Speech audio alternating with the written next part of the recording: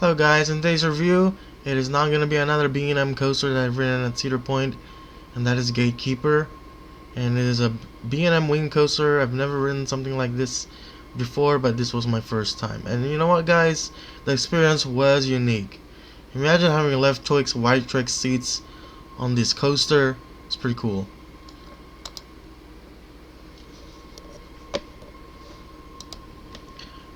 Sorry, anyway, so this is HCC online clip that I'm using. And you know, it's a unique coaster. I like the color scheme, it does pop. But there are some downsides to it. And I'm going to tell you what is that one downside about this coaster. Other than that, it's really unique. It's at the very front of the park, so this is the first thing that you'll see when you first enter the park. But again, with the experience and stuff, that's what we're going to be starting off with, according to this review. Anyway, let's get to it. Alright, so as you leave the station, you will then turn right to proceed to your 128 feet lift hill. I believe that's how tall it is. So whether you're sitting on the left side or the right side, you're still going to get a gorgeous view of the beach. But if you go to the left side, you will definitely get the view of Lake Erie. If you go to the right, you will get another side of the Lake Erie view.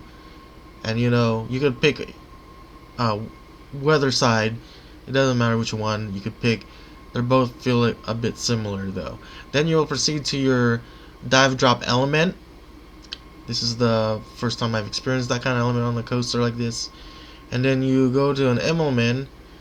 And then this is one downside about this ride, this useless airtime hill. So yeah, then you'll do this very big corkscrew, and then you will do this keyhole element, which is a 0G roll. Then I don't know if this is an inversion, but you'll go through like maybe a dive loop element, and then you will turn a little bit, go to another 0G roll. This time you look like you're gonna hit those really keyholes, but you aren't. Then finally you hit the mid-course. And then you go to this helix thing, just circling around, which is also pointless of the ride. And then just a little airtime hill and a little turn, the ride is over. So technically the coaster is pretty good and smooth, but there are just some elements that really didn't have to be featured on this coaster. As you can tell, that massive camelback hill after the Immelman was technically useless. You don't get any floater or ejector air on that hill at all, which is technically a disappointment. I know when you go to Cedar Point, it's like you're expecting to get some airtime on that camelback hill, that gigantic camelback hill, right after the second inversion. Apparently, it didn't turn out that you're gonna really get some inversions on that one, or technically speaking, you aren't gonna get any like airtime on that hill.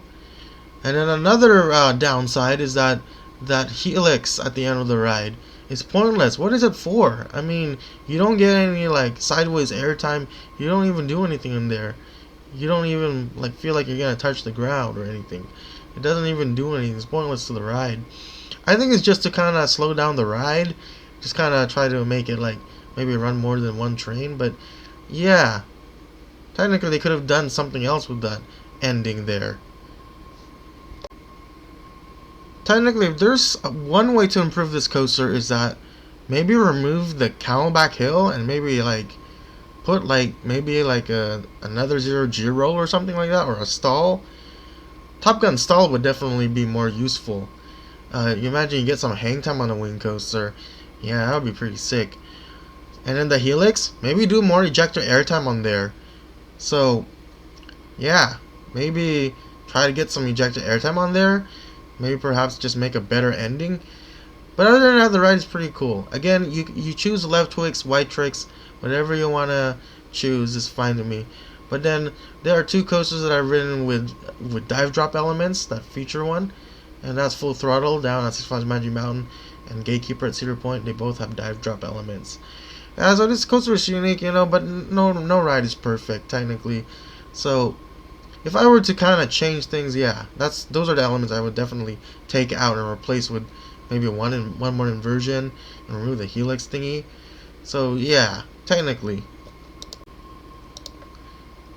So if you're wondering what score do I rank this coaster, I would definitely rate it a 7. I would have rated it an 8 again if they just took out those two elements and just like add something else. Maybe it would have been an 8 or higher. But technically I would rate it a 7 because it isn't really too bad. But it's not really that high on the list because technically this is only a B&M coaster, and technically they just exactly feel the same as others. To be honest, they're just glossy smooth, and they just fit 4 passengers on this coaster. But technically, it is a unique experience. If you haven't gone to Cedar Point and you're dying to go, I think you might want to check this ride out. Also, because it is nothing like it that you probably never experienced before.